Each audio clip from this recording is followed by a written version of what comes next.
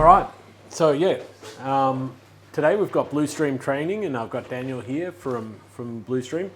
Our history goes back probably 5 or so years, I think, at the very start of Blustream, and it was a meeting that I had with Martin, your boss or your colleague, whatever you call it. They're very socialist over there at Blustream, working all together. And it really was devised as a way of having a product that complies with all of the standards that will be reliable and heavily supported. And the growth with Blustream has been phenomenal. Both Blustream themselves globally, winning many of the great contracts around the world, and also within Radio Parts being one of the 2 major distributors of Blustream. I think in the last 12 months we've had about 100% growth, so doubled our sales in the last 12 months. So very much the momentum's continuing with Blustream. It's one of those products where there are many alternatives, but when you're going into a job and there's control systems involved, or there's switches and routers and whatever else, it's a product that is going to be well supported. A big part of that support is obviously the training. So these sessions like today, super important that you pay a lot of attention, because when you get that job, you're going to have to know exactly what you're doing when you're specifying it. So there's probably no one better than Daniel and Toby and Martin and Michael now to support the product. So without further ado, I'll pass it across. Thank you. So thanks for coming here today and allowing me to present to you. I'm going to take you through quite a bit of content today. Some of it you may have seen before, and it'll just be a refresher. But there are a lot of, constants that keep on coming up, and I suppose part of my role is technical support and helping our dealers and our customers. And when I get the same issue over and over and over again, I know I need to improve training or educating in that area, helping you understand how to overcome those issues. So we're going to go through 4K, HDR, and signals that we're distributing today, such as Foxtel, and how we can distribute them throughout a premises.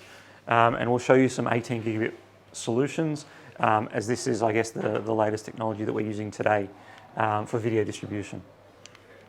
Just a little bit about Blustream. So we were launched in 2013. We're Australian owned. All our product development R&D is done in Australia.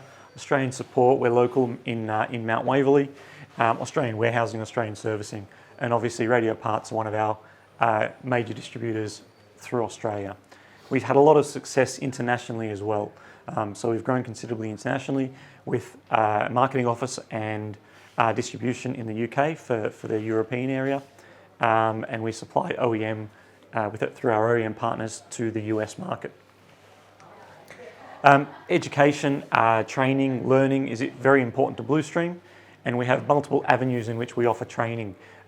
These sessions obviously are one of those, but we also offer online webinars, constantly a few a week, and we have an advanced learning portal on our website where all of our content is available. You can sign up to that, and you can watch a specific webinar for the content you're after. So if it's video over IP, if it's HDBase-T, you can go in there and choose exactly what you want to watch.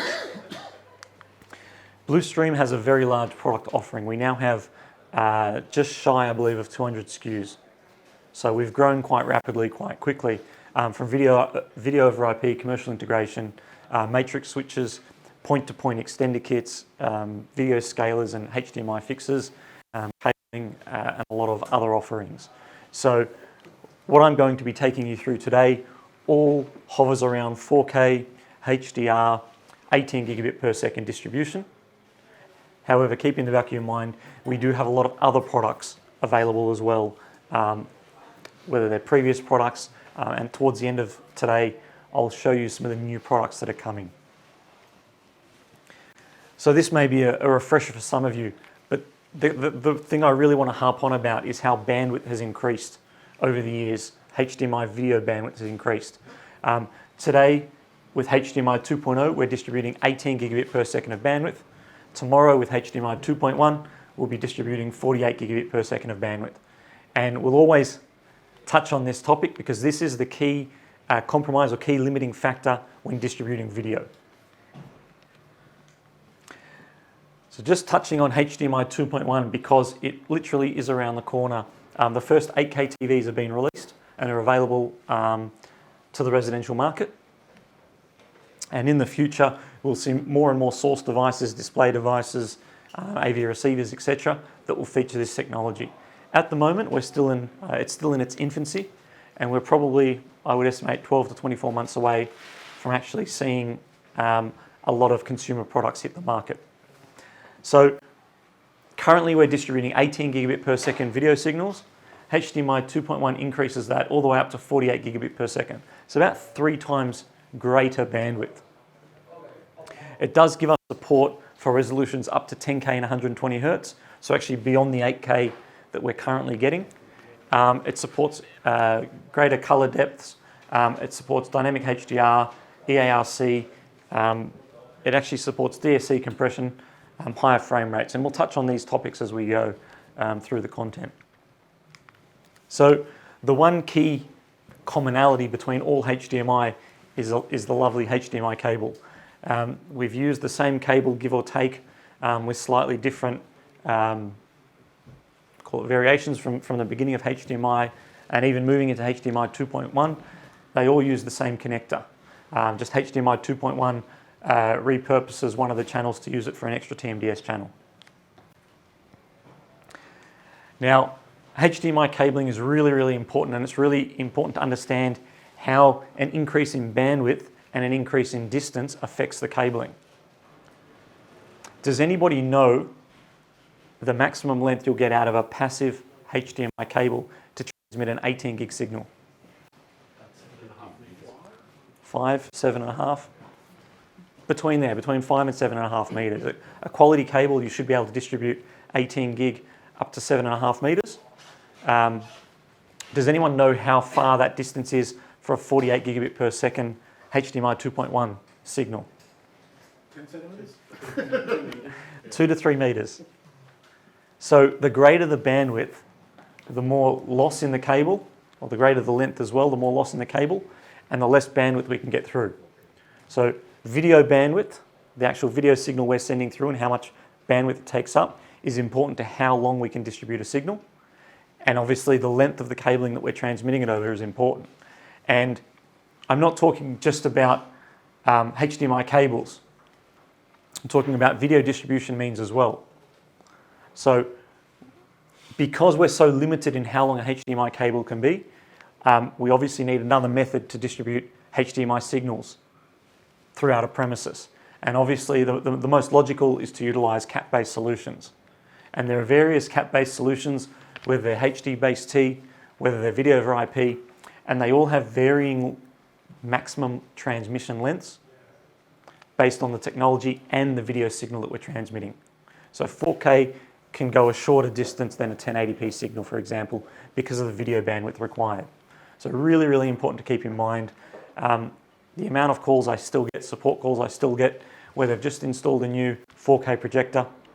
Everything was working perfectly previously, and they can't get a 4K signal now from their pre-existing HDMI cable, from their source equipment to their projector. And the reason is they've got a 10 or 15 meter HDMI cable, passive HDMI cable that might have been made 5 or 6 years ago, and it can't support the bandwidth of 4K. So it still comes up on a regular basis. So understanding that and educating your customers is important. Now let's look at some real world source equipment. Probably the bane of my existence and a lot of yours as well, the lovely Foxtel box. So this is probably the most common residential source equipment that we utilize in our industry. And it's also the most restrictive piece of equipment that we use. And it also does some let's call it quirks, or some of its own management outside of traditional means. So one interesting thing with the Foxtel box is that there is no way for you to change the video format apart from between 720p, 1080p and 4K. You can't actually go in there and change the frame rate, you can't change the color depth, you can't change turn HDR on or off. Foxtel looks at the EDID information of the display it's connected to, and it will output a signal appropriate for the system it's connected to, or try to. And this doesn't always work. So if Foxtel is left to do its own thing, the maximum output, video output that Foxtel will output is a 4K signal at 50 Hertz, a 422 color space signal featuring 10-bit HDR. And so this is a Meridio signal analyzer. This is one of our HDMI troubleshooting tools that we use. And you basically connect Foxtel into this by HDMI, and it brings up all of that information. So here's the Foxtel box, and the only option you have are to choose 720p, 1080p, or 4K. So none of those options there, none of those video formats, we have any ability to change. So that means Foxtel either outputs 4K at 18 gigabit per second, or Foxtel outputs 1080p. There's no middle ground, there's no in between. So there's my options. Foxtel is actually quite good in troubleshooting in some instances. It will tell you what version of HDCP is supported in your system, and it will tell you what version of HDR is supported in your system. And this can be useful for troubleshooting, because both of these things, HDCP and HDR, can cause a bit of headache if you don't understand all of the components within your system. So let's talk about a few of the terms that I've just touched on, a few of the video features or aspects. So the color space is probably one of the most misunderstood feature set within our industry. So we've all seen figures like 444, 422, 420 before, but what do they actually mean? I'll show you I'll kind of just touch on the technical and then try and give you an easier understanding of what they mean. So the first digit, so basically we refer to all of the pixels on a display.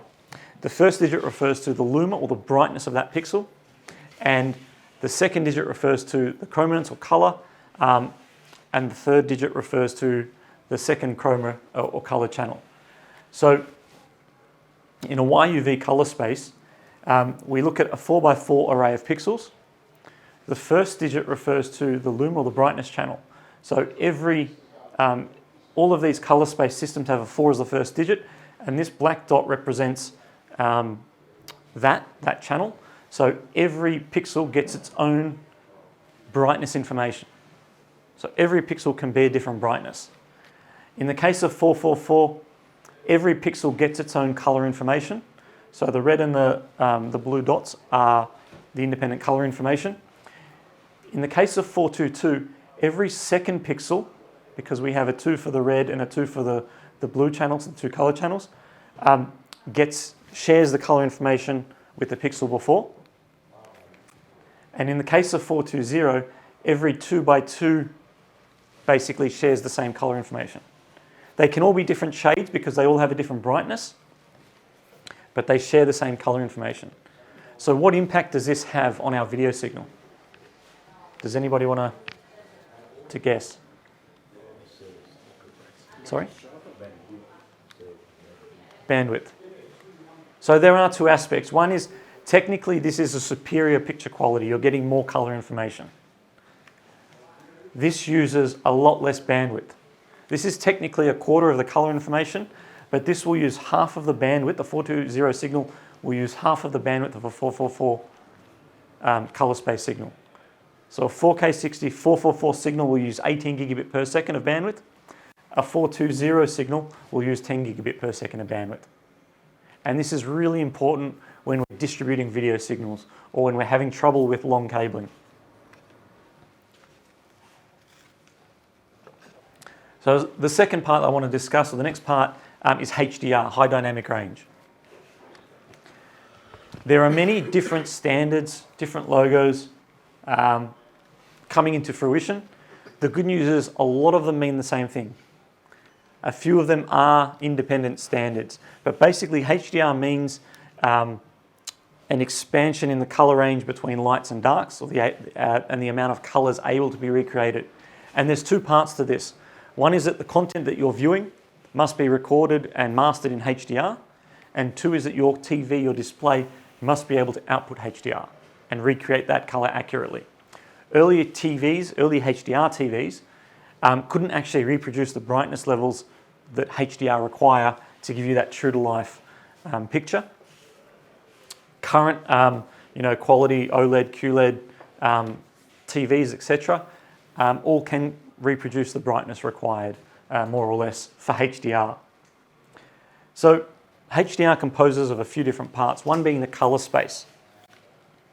And hopefully you've seen these lovely colored triangles in the past. These are the various color spaces. So typically they're shown with kind of an oval around them showing how much color the human eye can actually see.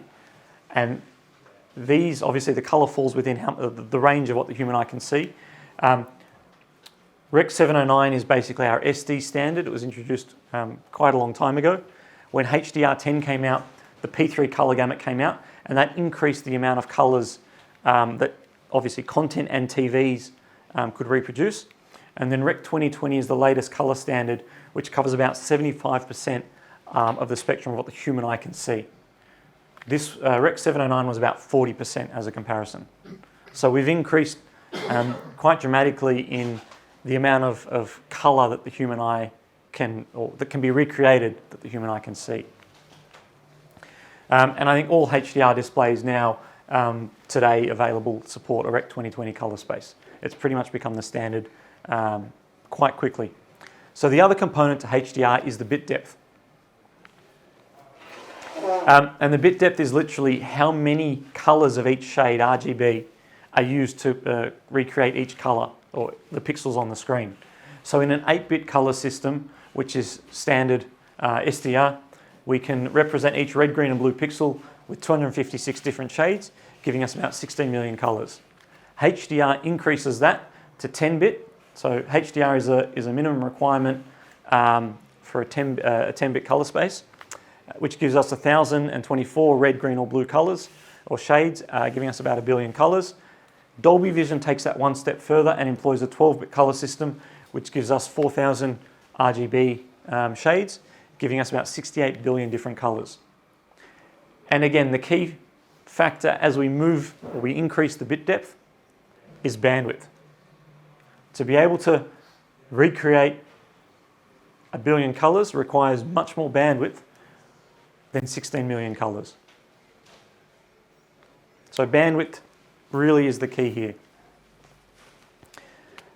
So there are many different logos for HDR. The good news is most of them are the same. They're just different marketing spins from each of the various TV manufacturers. So anything that bears a standard HDR logo should work on any other HDR display. Traditional HDR uses what we call static metadata. I'll touch on that in a second.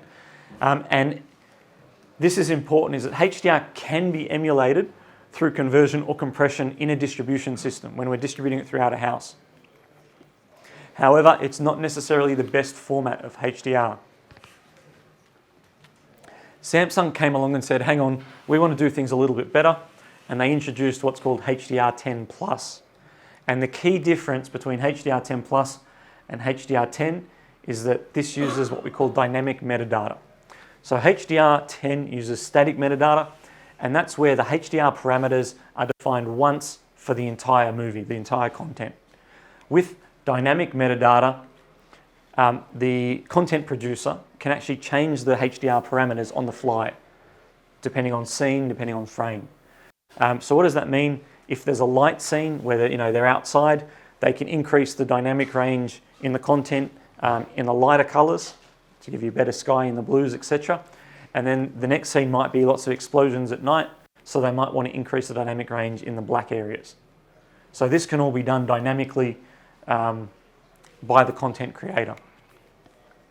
Unfortunately, this dynamic metadata typically doesn't survive compression or conversion when we're distributing it through the various distribution technologies. Dolby Vision is the next HDR format I want to talk about, and this is a premium HDR format.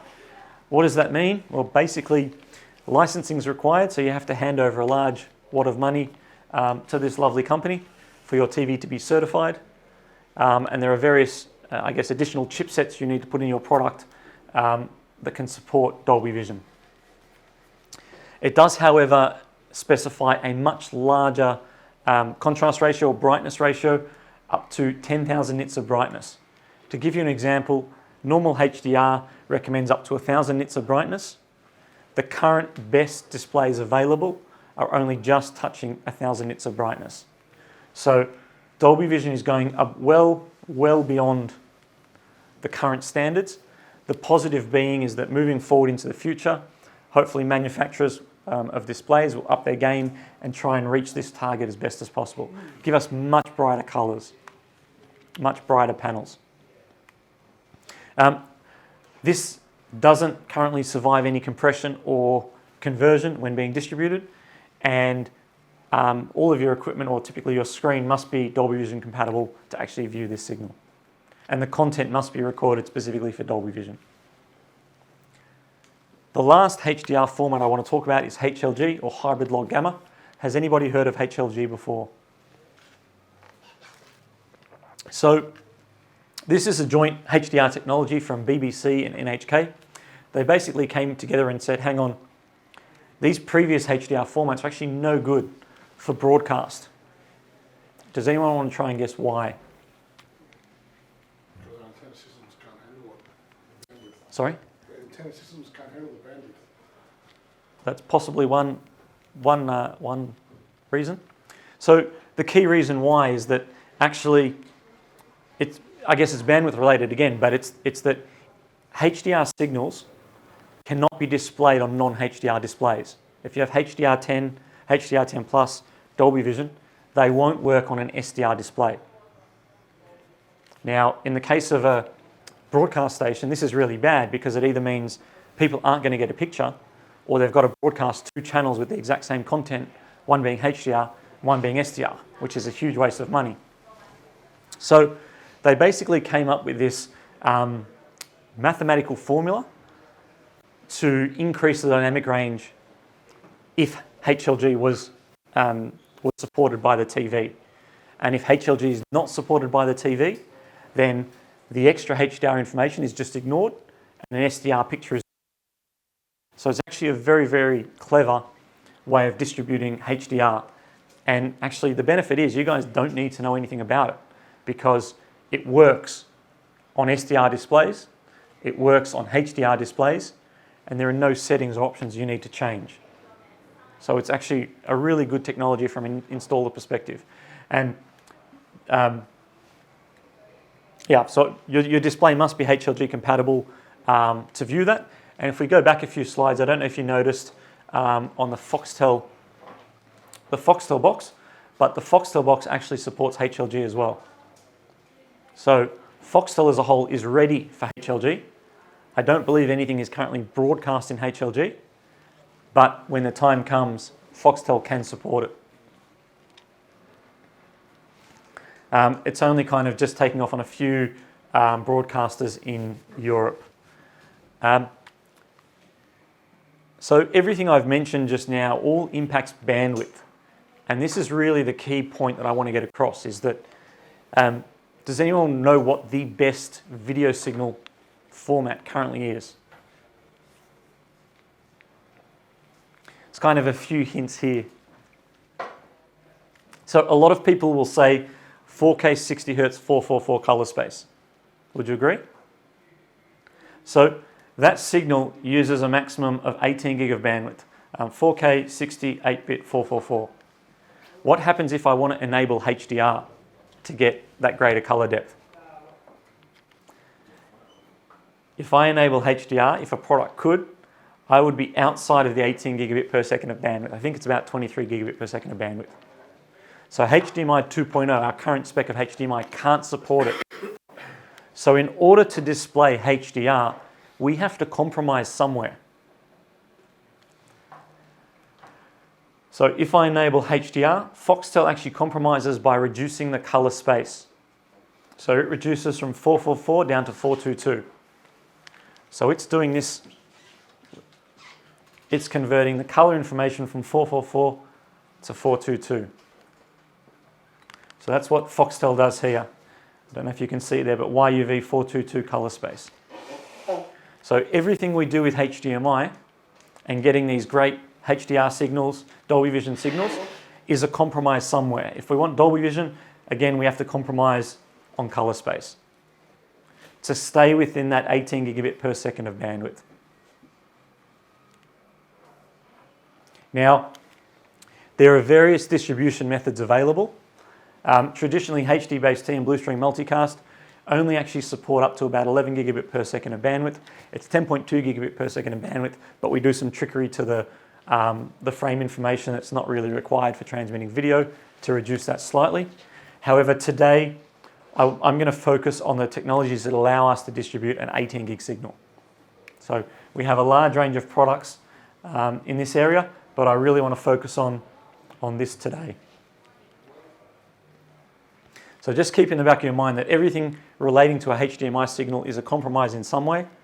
And if you are dealing with older products, older technologies, then sometimes reducing the color space to 420 to enable HDR or to enable signals to successfully pass, it may reduce the bandwidth, but the impact on picture quality is actually very, very minor. And I'll show you that as well. Any questions there on HDMI?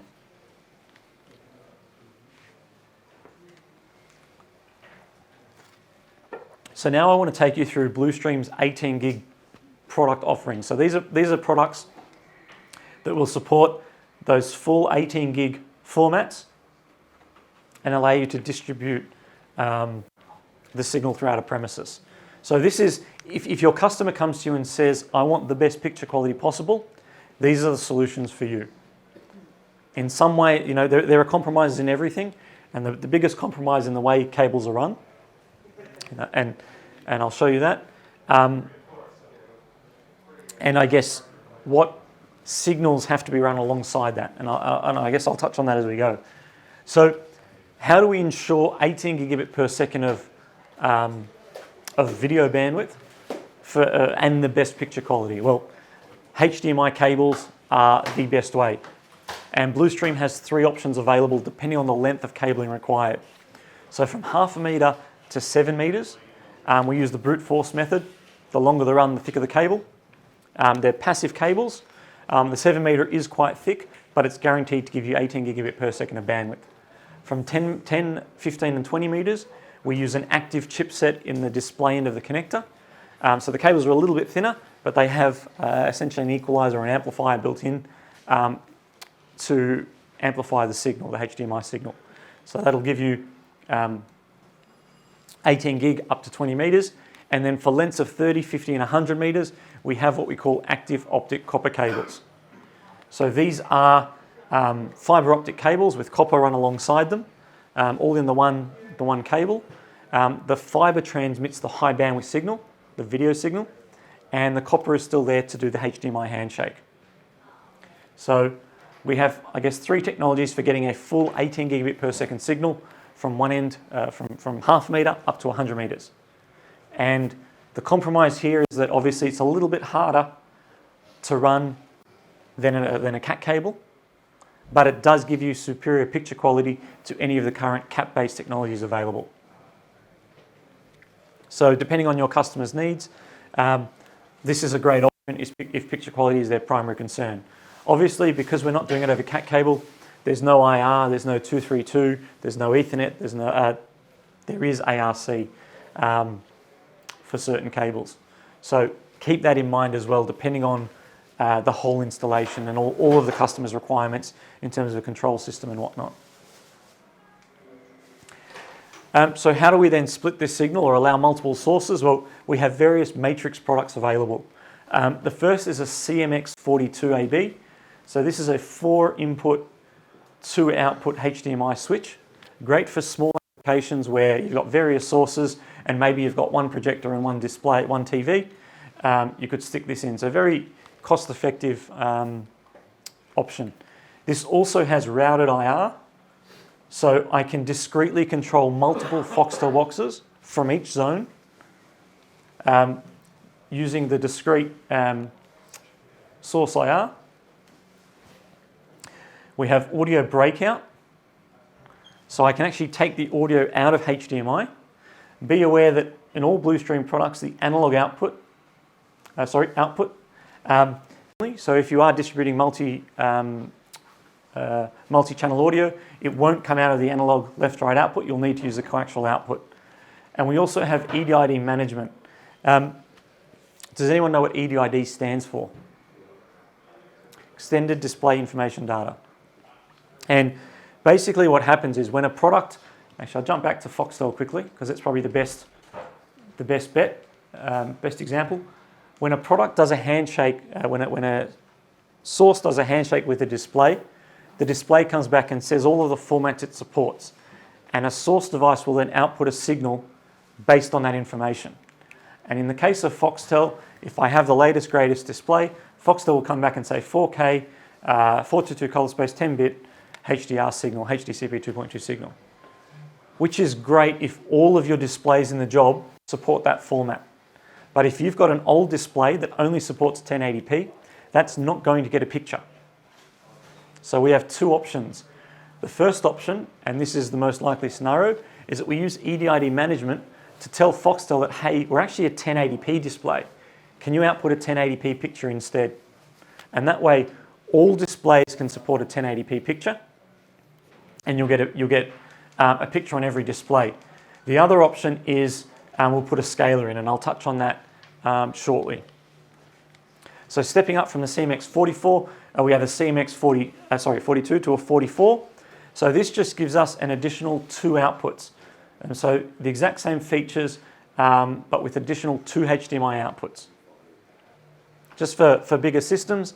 And if you need to go beyond that, we have the CMX88. So an 8x8 HDMI matrix, 8 inputs, 8 outputs. Full 4K 18 gig support, HDR pass-through, audio breakout, Edid management. The CMX88 also adds on Web GUI for control. So you can also bring up the Blustream app on your iPhone or Android phone and control the matrix that way. An RS-232 control as well, an IR control as well. Yep. Is that just for that one, not the other two? Correct. The other two don't feature IP control. Having said that, we don't have it here today, but we do have an MX44 ABV2, which is essentially a 4x4 with a few extra bells and whistles, and that does have the IP connection. Full HDMI 2.0, Hdcp 2.2 support. The other product we have that supports, again, full 18 gig is our Custom Pro Matrix. This is a modular matrix that you actually build up and I guess, specify to your specific job. So depends what your customer's requirements are, how many inputs you have, how many outputs you have. So input cards are available with either 2 HDMI inputs, 4 HDMI inputs, or 2 HDMI and 2 VGA inputs, all supporting 18 gig video. And output-wise, we have a 2 HDMI output and a 4 HDMI output card. So you can spec this matrix to be either a 2x2, 4x4, 6x6, 8x8, or any variant of. So you could do a 2x8 or an 8x2 if you wanted to, up to a maximum of 8x8. And this does have the, if I go back to the chassis, this does have the control card included. So you get your IP control, your iOS, Android app, RS-232, audio embed. So you could embed multi-room audio over a TV signal. So you could have your HEOS or Sonos or Musicast or some sort of media player playing over your TV audio, and IR pass-through as well. So that's just the HDMI cards. I'll show you the HDBase-T cards shortly. We also have splitters available.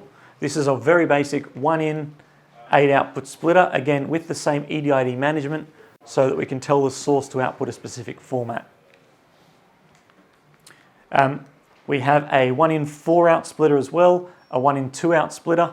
So just imagine these cut down to here with only 4 outs, or here with 2 outs, depending on the size of your application. And we also have switches, so the other way around, 4 inputs, 1 output, or 2 inputs, 1 output. So if you've got multiple sources in a job and you don't want to spec a full-blown AV receiver to do the source switching, you could always spec just a HDMI switcher. Probably my favorite product now, our SM11. Fixes a lot of issues that we experience in the industry, particularly relating to Foxtel. So this is the product that I recommend everybody keep in their back pocket, keep it on hand. It is the most useful Blustream product available and our best troubleshooting tool as well. So some of its key features, it has the same Edid management. So if I need to tell a source like Foxtel that doesn't allow you to adjust its format to output a specific format, I can use the Hdmi Management dip switches to tell Foxtel to output 1080p, 1080i, 4K 420 or 4K 444. So really, really flexible in that regard. We also have Hdcp Management. So has anybody come across the lovely blue screen of death from Foxtel?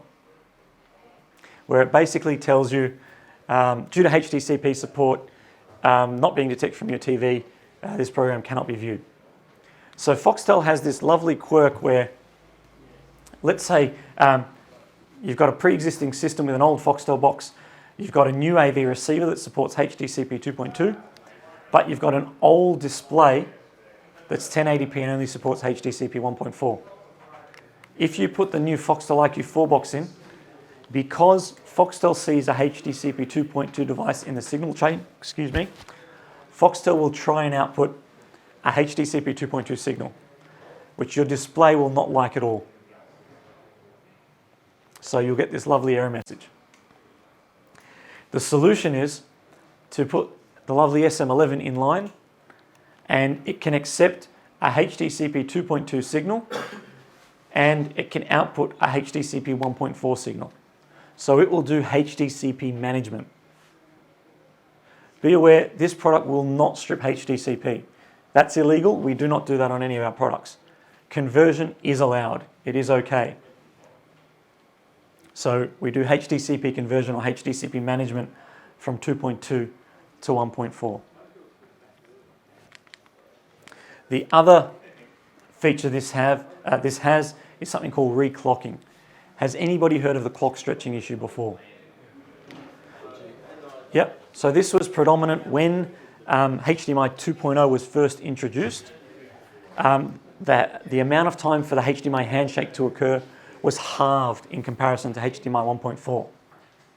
And because of that, sometimes the signal would drop out. The handshake wouldn't happen in time and the signal would drop out. And this was common on some LG displays, some Samsung displays around the time of HDMI 1.4 and carried on actually for quite a while. We're seeing what we think is the same issue with 8K displays as well. So it's interesting. But essentially what the SM11 does is it completes the HDMI handshake regardless of what else is connected to it. So it will complete the HDMI handshake here regardless of whether a display is connected or not. So if a display needs a little bit of extra time to complete a handshake, it's not a problem. The SM11 can allow for that extra time. And every device that we add in the signal chain, whether it be an AV receiver, whether it be a matrix, a switch, or a splitter, they all make the HDMI handshake take that little bit longer to occur. And this can cause the HDMI signal to drop. So the SM11 can be used to overcome this. It also can stabilize the 5-volt rail within HDMI. Some source devices don't actually meet the HDMI spec and don't actually output 5 volt. Or when they're loaded up with a little bit of current, HDMI should be able to output, I think it's about 200 milliamp of current. There are some devices that when loaded up, the 5-volt rail drops quite considerably. One of, unfortunately, the most common we come across is the Apple HDMI adapter from the laptop. And when that happens, the signal drops out. So using the SM11, we can stabilize the 5 volt and avoid that from happening. We basically supply a little bit of extra current so that the 5 volt rail doesn't drop. Oops, sorry. And the last feature that this product has is audio embedding or de-embedding. So I can actually embed audio over the HDMI signal going in. So I could embed a multi-zone audio signal into the HDMI so that I can play it through the TV. Or I can extract the audio from HDMI to feed into a multi-room system or a multi-room amplifier. So a really, really handy tool to keep on hand at all times.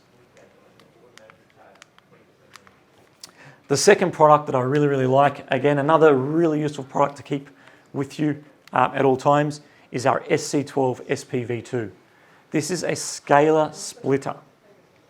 So again, it supports full 18 gig signal, has one HDMI input, the same Edid Management as all Blustream products. It has two outputs, two HDMI outputs. One HDMI output is bypass, so whatever HDMI signal goes in, comes out. The other one is a scaled output, so I can actually downscale a 4K picture to 1080p. So to give you an idea of how this is useful, if I've got my favorite source again, I can feed that HDMI input into the SC12.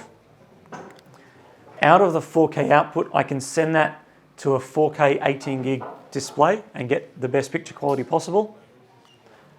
And out of the HDMI scaled output, I can send 1080p to a second zone. So have you ever been to a job where they've got a mismatch of old displays and new displays and you want to get 4K through to them? This is the way you do it. So there's multiple ways of using this. One way, in a distribution system, one way is to feed each of these inputs, or outputs I should say, into a matrix. So the 4K, your source goes in, the 4K output could go into HDMI input number 1 in your matrix, and the 1080p could go into HDMI input number 2 in your matrix. And that way, depending on what zone you're in, you can either choose the 4K input or the 1080p input, and always get a picture. The other option is if you're distributing 4K everywhere and you've got only one display that doesn't support 4K, just put this in line with the 4K display. So the output of the matrix will go into here. The scaled output will go to your 1080p display, and you won't use the 4K output. That way, just that zone is scaled to 1080p. So a really handy tool for when we're distributing HDMI and dealing with old displays. Any questions there? So those are 18 gig solutions. They all support the full HDMI 2.0 18 gig spec. So when that scales down, it's only down to 1080p, it won't go down any further or any variation? Correct. So this specific product, we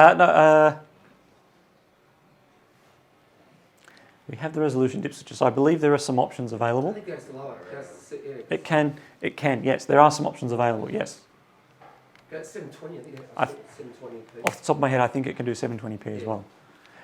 Actually, another really useful use case here. This one you probably come across more often. How many times do you want to send a 4K signal to a display and to a modulator as well? So this is really good for allowing 4K to a 4K display and then 1080p to a modulator. So you can do that, and that's probably a really good use case for this. And we do Hdcp management, so this won't output a 1080p Hdcp 2.2 display. It'll output a 1080p Hdcp 1.4 picture. So a really, really useful use case there. Any other questions? So now we might think, well, how do we more easily distribute to multi-room systems?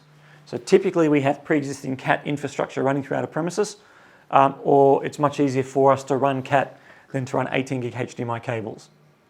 Just understand that everything we do in one way or another affords us some sort of compromise. So the key technology that we use to distribute over CAT is HDBase-T. And this is an industry technology. It's not exclusive to Blustream. There's 170 different manufacturers all using HDBase-T technologies. And it's basically a means of transmitting 4K UHD content over a CAT cable. It supports video, audio, Ethernet control, power over the CAT cable, and it supports audio, Ethernet and control returning over the CAT cable. It uses up to 10.2 gigabit per second of bandwidth. So this is the most used technology in our industry for distributing HDMI signals over CAT.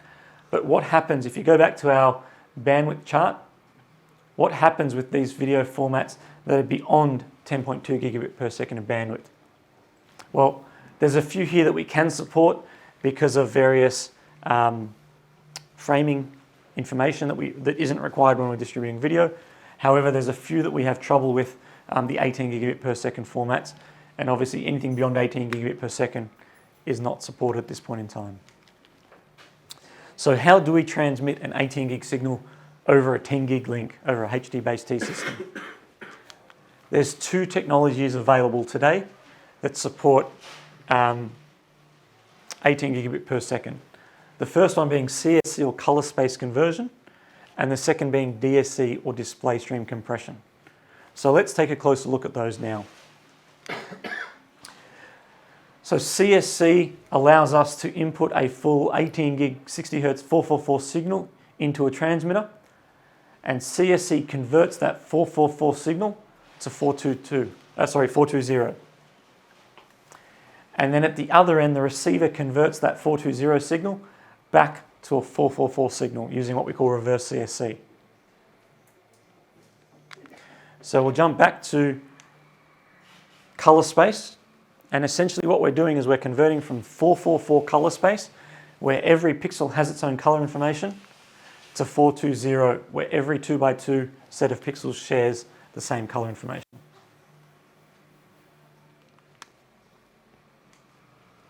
So again, we have an 18 gig signal coming in, convert that to a 10.2 gigabit per second signal via color space conversion, and we output an 18 gigabit per second using reverse CSC. Just be aware, all we're doing in this reverse CSC is converting the metadata to say that the signal is a 444 signal instead of a 420 signal. The color information being transmitted is still that of a 420 signal. It's just padded out to look technically like a 444 signal. So when we remove that additional color information, we don't actually return the additional color information. So there is a little bit of color accuracy lost. That's the compromise with using CSC. How noticeable it is, well, I'll show you a comparison at the end. Honestly, if you do a comparison side by side, the difference is very, very minor. And without the two displays side by side, you'd never notice the difference. And there's an easy way of showing you that, and you can do that as a test yourself later on. Now, you might be thinking, what happens if I have a HDR signal? If I have a 4K 10-bit signal on the input, using CSC, we convert that signal to 4K 8-bit.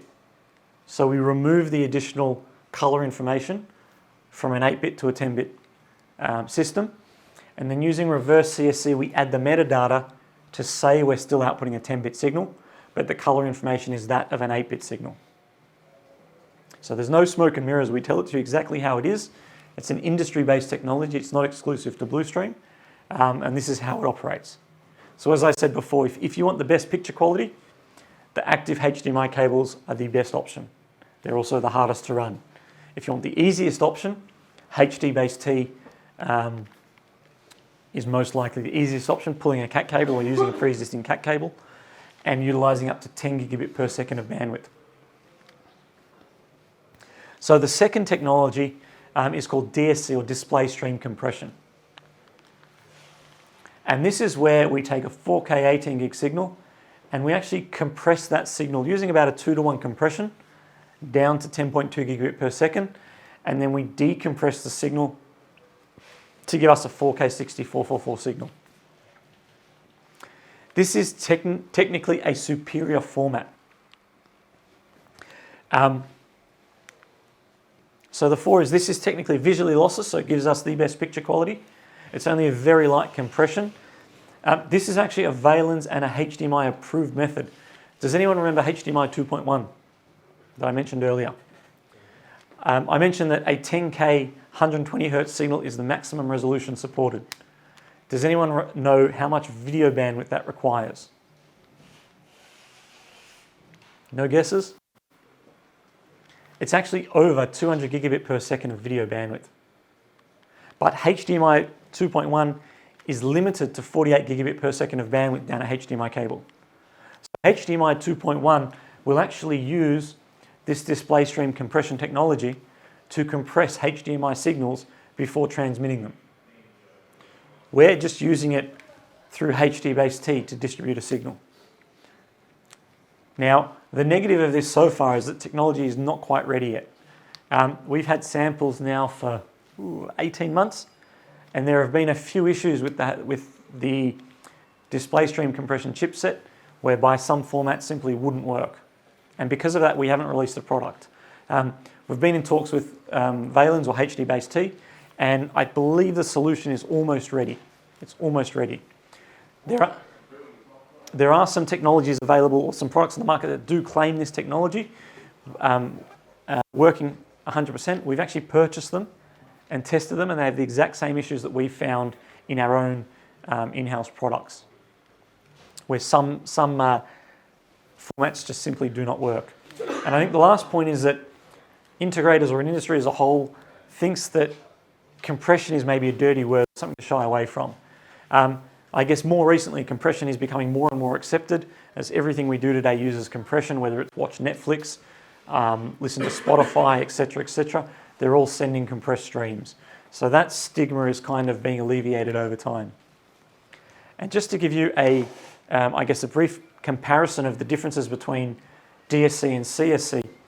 On the left here we have the original video signal, and on the right here we have the result of either DSC or CSC, and in the middle we have the difference in picture quality, or the difference in color information, or the loss if you like. So you can see there's very, very minor loss in DSC, and there is a little bit more in CSC. So DSC will be coming, I guess, very, very shortly to our industry, and if not through HDBase-T, then definitely through HDMI 2.1, we will see it in use. And CSC is obviously already here, and we utilize that in a lot of our products. How will costing compare with doing CSC?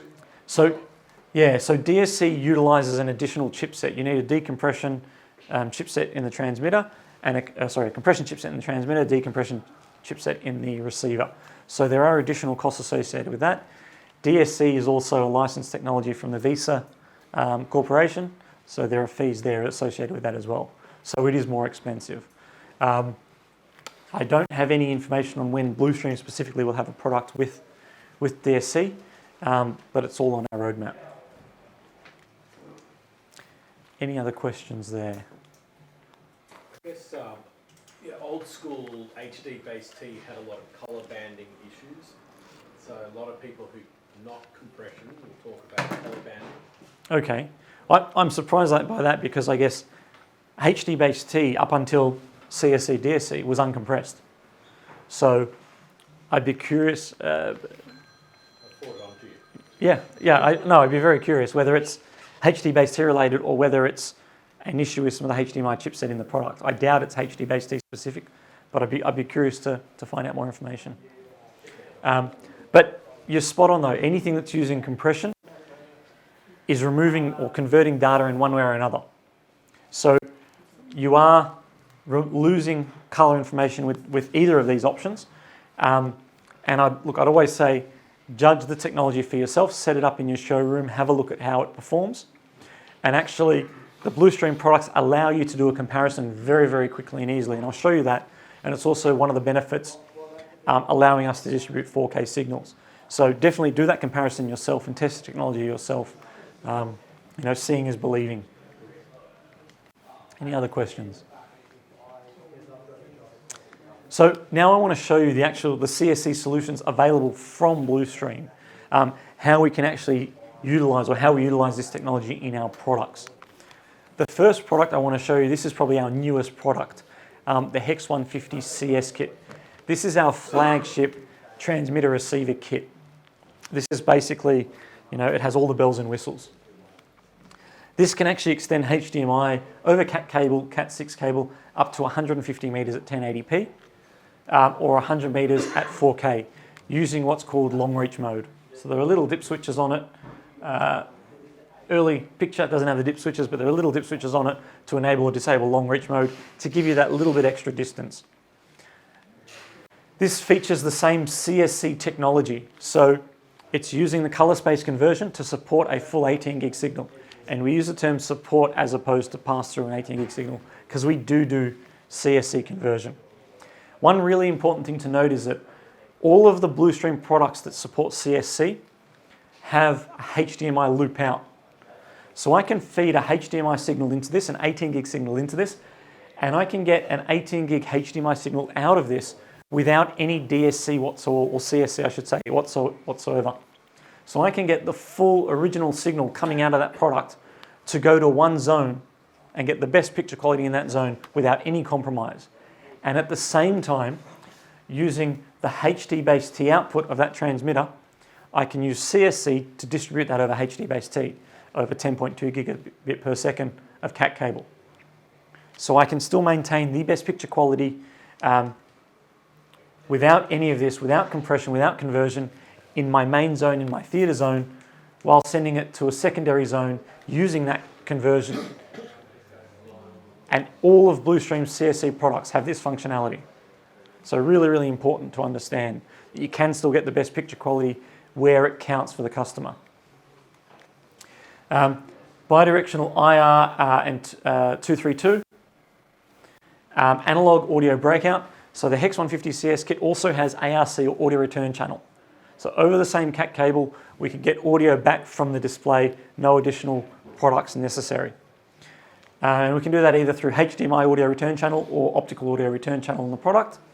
It also has Ethernet, so I can send Ethernet to the display, or I might have a streaming device at that location, I can send Ethernet to that, or a PlayStation or Xbox or gaming console. So the HDMI Loop Out on the transmitter, so I can still get the best picture quality, and HDMI reclocking on the receiver. So to overcome the endpoint issues or the handshaking issues with clock stretching, the reclocking is now built into the receiver. And obviously HDMI 2.0, HDCP 2.2 support. Sorry? Yes, this product has Edid Management. If it's not on the DIP switches, it'll be through RS232, but it will definitely have it, yes. HEX 70 CS and HEX 100 CS kit. So we've shown you the flagship. A step down from that, we have two options available. They're physically both identical. Similar feature set, really. The key differences are the distances. So the HEX 100 CS kit gives us 4K to 70 meters or 1080p up to 100 meters, and the 70 CS kit 4K to 40 meters or 1080p up to 70 meters. So understand your cabling requirements in your premises. HDBase-T does have quite a hard cutoff in terms of cabling distance. And be aware, HDBase-T, we highly recommend against wall plates, patch panels, joins in your in your cat cabling. These all create resistance, they all create signal loss, and we advise against them. Just while I'm talking about HDBase-T cabling, I've had some really interesting scenarios come up whereby, unfortunately, they're all, or most of the issues I experience with HDBase-T products are cabling related or environmental related. So two of the most recent ones have been in relation to the environment. One of them, and I don't know how this happens, but the building was constructed with a metal stud, metal framework. The cat cable was run as you typically would through the metal framework. The stud somehow became magnetized. And as a result, the signal, HDBase-T signal, and even the Ethernet signal within the premises was very sporadic. And to troubleshoot that was quite difficult. They called and they were mentioning that the signal kept dropping out.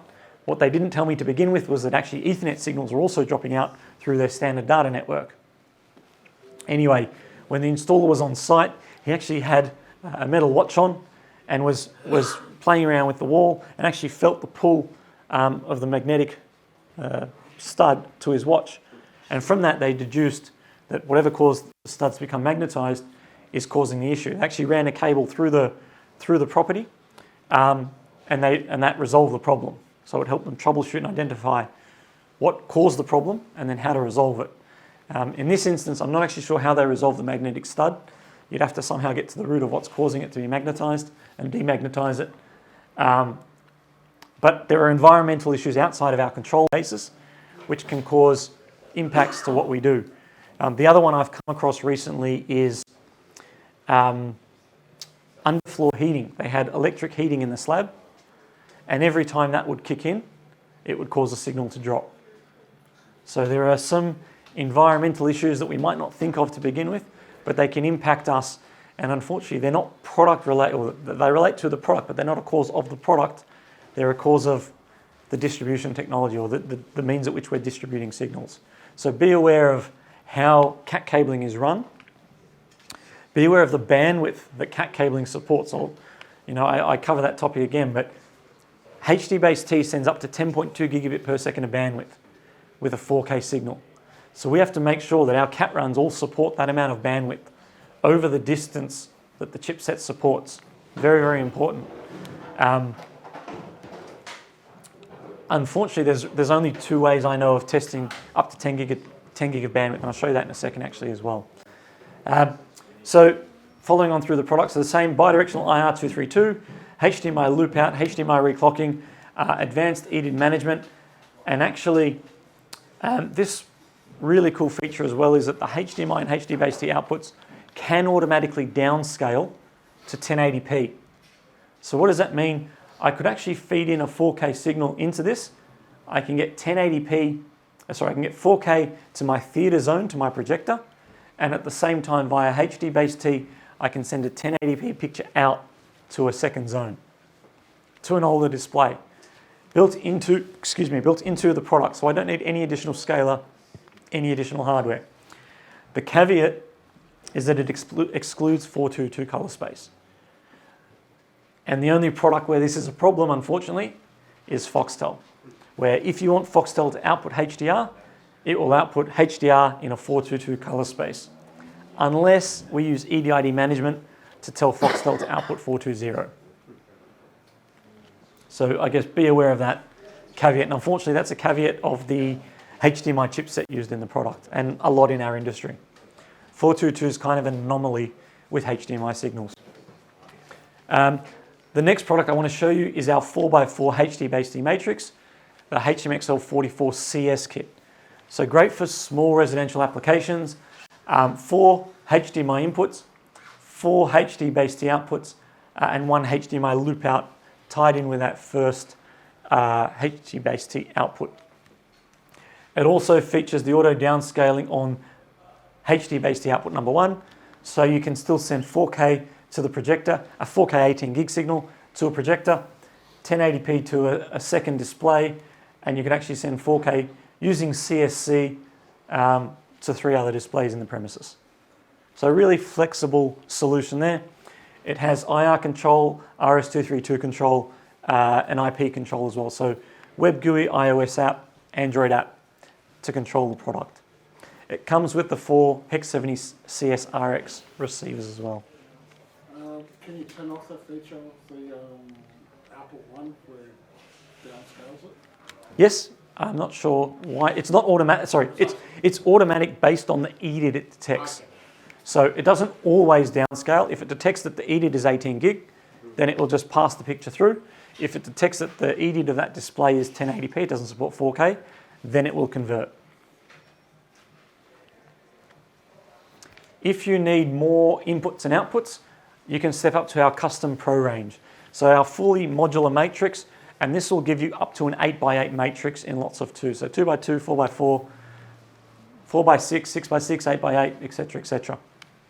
Now, there are 6 output cards available. Again, you spec this depending on your job's requirements.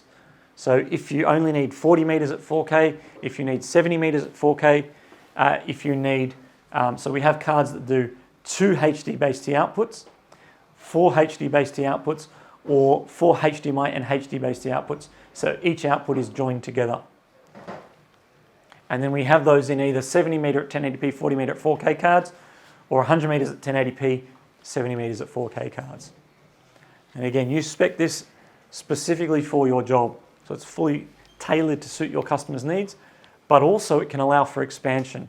If you know the customer only needs a 4x4 now, but they've got 2 other zones that they'll need support for in the future, spec it as a 4x4 now, add an additional card later on to give you more outputs. So really, really flexible option. The next CSC product is our HSP14CS. This is our HDBase-T splitter with CSC. So one HDMI input, 18 gig in, a HDMI output, 18 gig out. I can send this to a 4K display. I can send this to another splitter if I need. I'd never recommend this, but we have daisy-chained a fair few of these together. You can do it if you must. I probably wouldn't do it beyond 1 or 2. And then the 4 HDBase-T outputs supporting CSC. So really, really good if all you're distributing is one source, say at Foxtel, for a pub, a bar, a club, small commercial venues, digital signage. This is a really good option. It has IR pass-through as well to each of the zones if you need to turn TVs on or off, and audio breakout as well, and the same Edid Management. And make sure you supply the X70 CS receivers. Yes, if you want. Yeah, so this comes just on its own, and you purchase the receivers. You can if you. So one thing I guess to understand with all Blustream products is, if you supply them with non-CSC receivers, you should still get a picture. It just won't be 18 gig. The reverse CSC doesn't take place, but you should still get a picture. So be aware of that.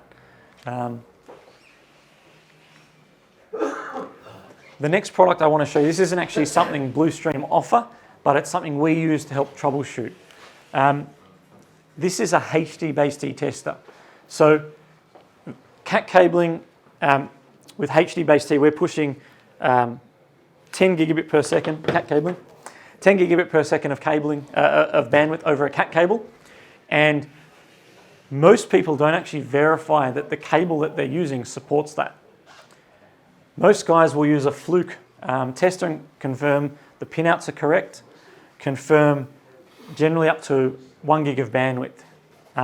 There are 2 products available that allow 10 gigabit per second of bandwidth testing. One is this lovely product here, and this is about $1,800 US from M Solutions. And the other is a fluke, I think it's a DSC 500 or 5000, which is about $20,000. Fantastic if you've got one, they're fantastic products, just a fair bit more pricey. But these allow us to actually evaluate a 10 gig signal down a cat cable and confirm that the cat cable is suitable for HDBase-T use. So this can actually show you live performance information about each of the pairs in a cat cable, and it shows you a threshold, and if any of these go over a threshold, that's when you're going to have a dropout. It can actually take a log, it can generate a certification report, it can show you, it can take a log and show you if it goes beyond the max error rate of HDBase-T. And I should actually put a screenshot in here, I'm not sure if I've got one.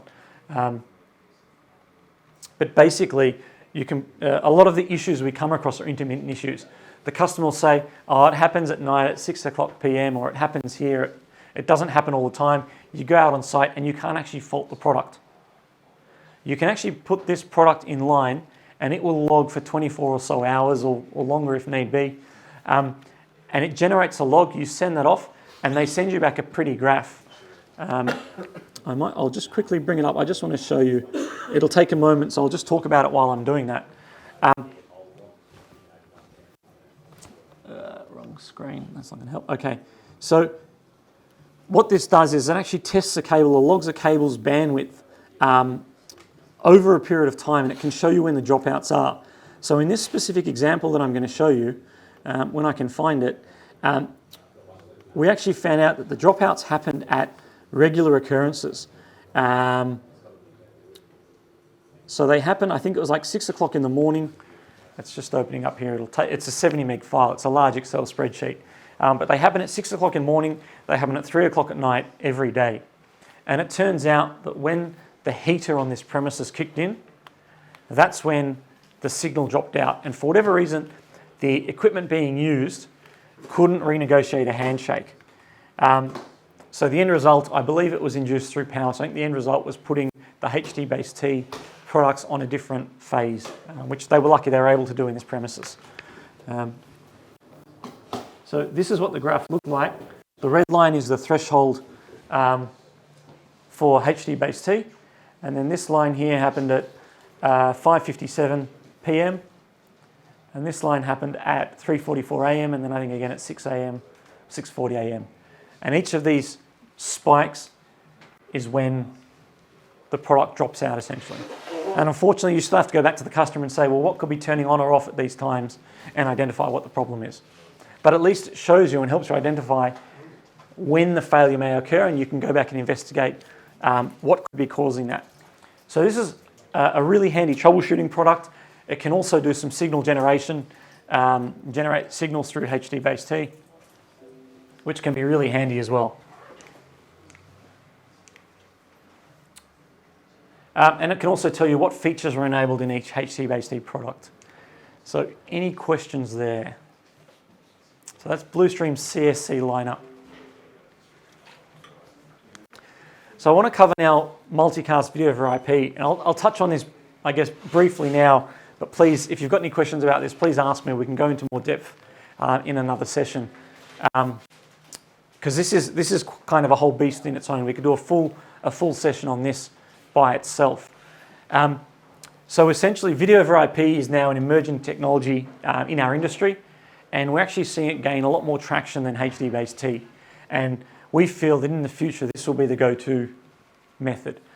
And I guess the benefit is this allows us to leverage the most robust and pre-existing part of an IT network, being the switching infrastructure.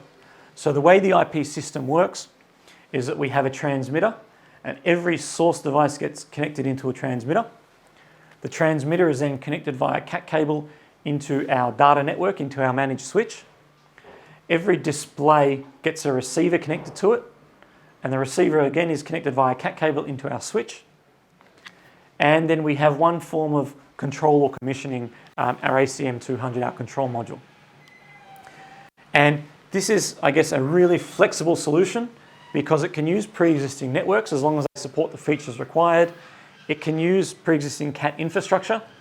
We're only sending data up to 1 gigabit per second in bandwidth, so it's a lot less stress on the cabling infrastructure.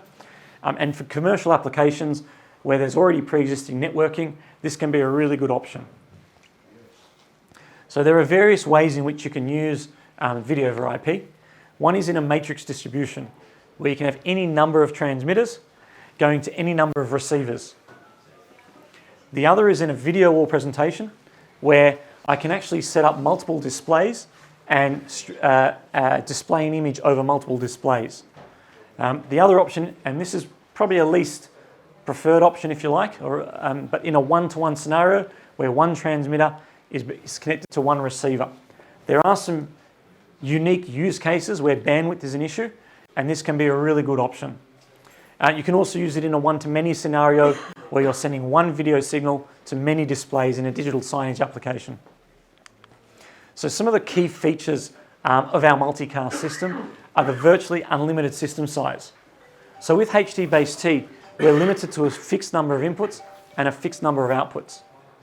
With multicast, it's unlimited. The limitation is based on your video network and how many inputs you have into your network switch.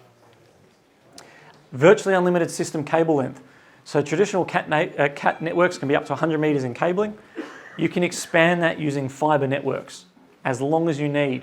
One premises we did in the city, or I guess it was two premises, they had a building on either side of the road and they wanted to get the same signal for their foyer between two buildings. They had pre-existing fiber running under the road, so we put a switch at each end that supported fiber, and we could transmit the same video signal to multiple buildings kilometers apart.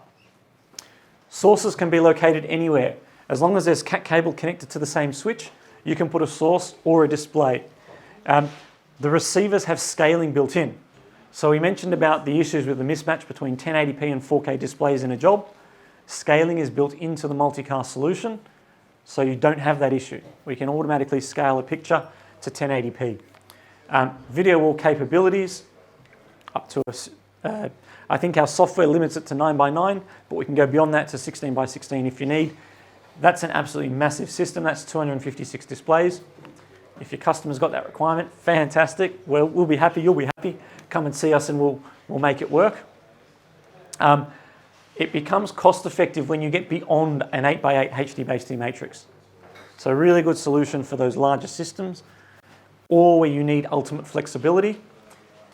And it also does use less bandwidth. So we use compression to reduce the video signal to allow it to be transmitted over a 1 gig network where HDBase-T is uncompressed up to 10 gig. So in applications where networking hardware, pre-existing CAT hardware is limited, this is a fantastic option. And latency free, so up to 1 frame of latency worst case. Same as HDBase-T actually. I won't bore you with the nitty gritty of how it works. Suffice to say we use a technology called Multicast, which is built into layer 3 or advanced layer 2 network switches. We use IGMP snooping and jumbo frames. So these are the key technologies that allow us to distribute one signal to many receivers without using excess bandwidth. And the switch manages all of this. So it's important to use a suitable switch, and the network infrastructure really is the key to the performance of the video over IP system. Does the switch have to be a PoE? It doesn't have to be. It is definitely preferred to be PoE. Otherwise, you need to get a power supply for each receiver and each transmitter. So they do all support 24 volt power, and there is an optional power supply available. But PoE means one cable to everything, much simpler. Unlimited signal distribution. So as I mentioned, the only limitation really is your data network. If you need additional inputs and outputs, why not add a second switch? It's important to understand the bandwidth requirements between switches. This is really the key limiting factor in distributing video over IP. Every transmitter can utilize up to a gigabit per second of bandwidth. Actually, it's about 850 megabit per second of bandwidth for Blustream products. A 1080p signal will be about 400 megabit per second of bandwidth. And you have to look at how many transmitters I have going into a switch and then how much bandwidth that will distribute between switches. And make sure your switch has suitable fiber links between those switches. So a 1 gig fiber link will only allow one 4K source to be transmitted between switches. A 10 gig fiber link will allow just over 10 gig sources, 4K sources to be transmitted, and so forth. There are 40 gig products, 100 gig products, depends how big your customer's requirements are. And so you can add as many switches as need be, and you can control and commission them all from a central point. One of the key features, yep. So do you have a preferred brand or list? Yeah, we have a list on our website. Look, I'll be honest, our go-to switch is a Cisco small business range, just because they're cost effective, they've been absolutely bulletproof. We find them the easiest to support. We do support, Luxor, Package. There's a range of them that don't come to mind at the moment, but there's a range of them that we support. There's a list on our website. We have setup guides on our website. It takes about 10 minutes to configure a switch, and that's the most complicated part of the video over IP system. It really is simple after that. And even setting up the switch isn't complicated. There are two ways to configure our system, using a VLAN or not using a VLAN. For residential applications, we typically advise against using a VLAN. Why? Because you generally need to be a network engineer and understand VLANs to do that. So we recommend using a dedicated video network switch and leave the customer's data network completely separate. And the way we support that is with our control module, our ACM200, where it actually has two independent network connections. One goes to the video network to allow us to control all our transmitters and receivers, and the other goes to the customer's data network, where we can then control and commission our product using our drag and drop interface through the ACM100 on iOS, Android, PC, etc., etc. And there's a really, really simple software, wizard-based software. You literally log into the admin section, press start, it finds all devices and it configures them automatically. You then set the Edid for every source, the scalar resolution for every display, and that's it. It's done. It's really, really simple. You can also set up the system on a single switch using a Vlan. And you can segment them based on VLANs. That is possible. For more commercial applications, this is typically used schools, TAFEs, universities, etc., where there are large pre-existing networks. So the key to this really is using a suitable network switch. We typically recommend layer 3 managed gigabit switches. Gigabit is a minimum requirement. PoE helps, so everything is one cable, one cat cable. And as I said, there's a list of recommended switches on our website. Just to show you the flexibility and scalability of our video over IP system. This is a job we did, when was it, last year? No, last year, a very large stadium event that we did over in South Korea. There were, I think it's, what have we got? About 60 transmitters and just under 700 receivers. So nearly 700 endpoints total in the system over 14 different venues. Connected all by fiber cabling. And the use case was that there were commentator boxes at each of these venues. There were live camera feeds at each of these venues. And the commentator boxes had to get the live camera feeds for each venue. And there was a central location that had to get the feeds from every venue. So bandwidth requirements were key. Understanding the network requirements were key. So we did actually have, it was a Cisco backbone, 100 gig backbone. We did have Cisco network engineers supporting that side of it. And then we had the Blustream multicast products transmitting the actual video data. And this went absolutely seamlessly, but just gives you the scalability of the system. And we'll be doing a very large stadium event next year in Japan. So we've won that contract, so that will be taking place as well. And that system's about 2.5 times the size of this.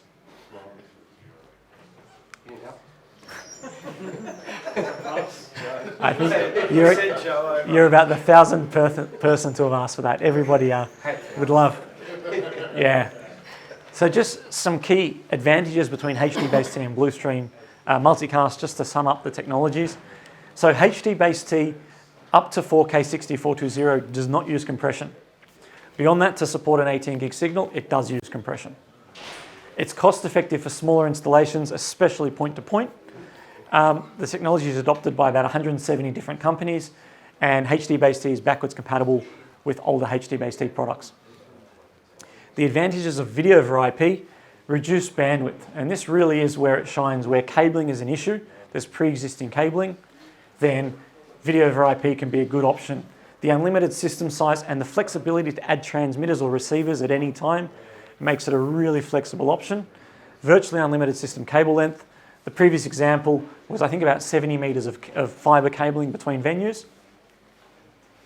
Source devices located anywhere, and it really does become cost effective for larger solutions, as opposed to putting in a 64 by 64 HDBase-T matrix, which is several $100,000. You could utilize a video over IP system. Any questions there?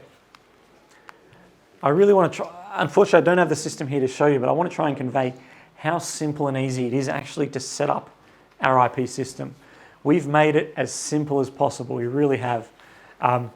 It's wizard based, it's literally one click to start the wizard, finds all devices and configures them really, really quickly, really simply. So, all right. Last bit, if we've got another 5 minutes, I just want to show you the new products coming, if that's all right. We've probably talked about this one before, but we now have fairly firm timing on it. So a 16 by 16 Pro matrix. We are getting a demand from the market from a larger HDBase-T matrix. This is like our custom Pro, only bigger, up to 16 by 16, more inputs, more outputs. Should be here towards the end of the year. In fact, all of these products here are either end of the year or January. We have some new commercial-based products for boardrooms that we're really trying to target, because we're finding residential might be in a little bit of a decline at the moment, but commercial is growing quite a bit. So expanding into that light commercial boardroom solutions is really key. So a multi-format presentation switcher with new technologies such as USB-C, mic mixing, audio mixing, and features like that, and HDMI, of course. We'll have another advanced multi-format presentation switch. I believe this will have DisplayPort as well,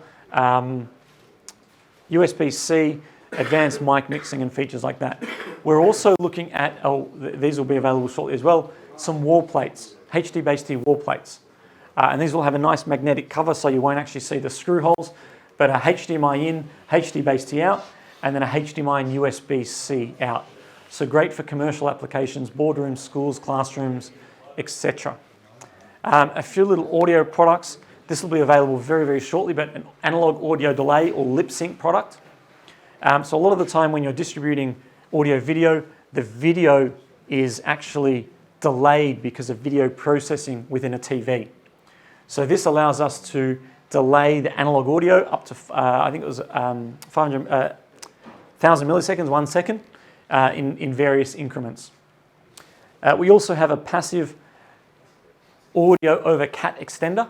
So if you need to extend analog audio for a subwoofer, etc., very, very inexpensive, a nice little tool to keep in your back pocket. We're also stepping into the Dante market. So we're having a Dante audio converter. Has anybody heard of Dante before? So Dante is an audio over IP solution, similar to our video over IP solution. And this allows 2 channels, the left and right, or 2 balanced channels, 2 microphones, to be fed into the product and be converted to Dante. So it can basically allow any Blustream device to send audio onto a Dante network, or any analog audio device for that matter. We'll also have a 4x4 Dante matrix, 4 Dante inputs, 4 Dante outputs, to allow analog audio devices onto a Dante network as well. Any other questions there? Thank you.